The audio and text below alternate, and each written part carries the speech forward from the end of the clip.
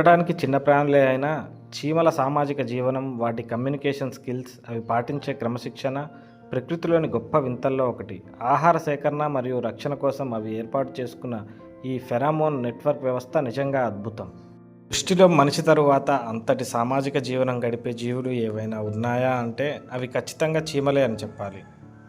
మనం ఎక్కడ చూసినా చీమలు ఎంతో క్రమశిక్షణతో ఒక సైనిక దళంలా ఒకదాని వెనుక ఒకటి వరుసలో వెళ్తుంటాయి. అసలు వాటికి ఆ దారి ఎలా తెలుస్తుంది? ముందు వెళ్తున్న చీమ వెనుక వచ్చే వాటికి ఎలాంటి సిగ్నల్ ఇస్తుంది? ఈ అంశాలపై సామాన్యులకు ఉండే సందేహాలను నివృత్తి చేస్తూ చీమల ప్రవర్తన వెనుక ఉన్న సైన్స్ను సున్నిపెంట ప్రభుత్వ జూనియర్ కళాశాల జంతుశాస్త్ర అధ్యాపకులు డాక్టర్ వి అబూబకర్ లోకల్ 18కి వివరణ తెలియజేశారు. నా పేరు డాక్టర్ వి అబూబకర్. నేను ఇక్కడ జంతుశాస్త్ర అధ్యాపకులుగా పనిచేస్తున్నాను. చీమలు ఇవి ఆర్థ్రోపోడా వర్గానికి చెందినటువంటి అతిపెద్ద ఇన్వర్టిబ్రేట్ వర్గానికి చెందినటువంటి జీవులు. చీమలు సంఘజీవులు.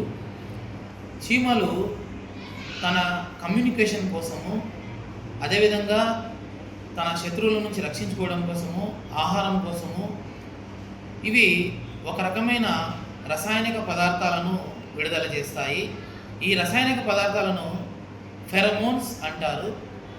ఈ ఫెరమోన్స్ అనేటివి విడుదల చేసినప్పుడు చీమలలో ఉన్నటువంటి అనేక వర్గాలు, అంటే రాణి ఈగ, అదేవిధంగా వర్కర్స్, అదేవిధంగా అనేక సమూహాలు కలిసి ఇవి ఆహారం కోసము, శత్రువుల నుంచి రక్షించుకోవడం కోసము ఈ ఫెరమోన్లను విడుదల చేస్తాయి.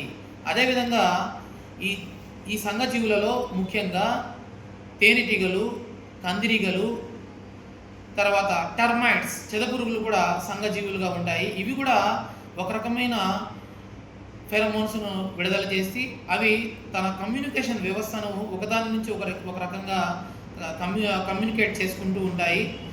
ఫెరమోన్స్ అనేటివి ఈ చీమలలో ముఖ్య పాత్రను పోషిస్తాయి.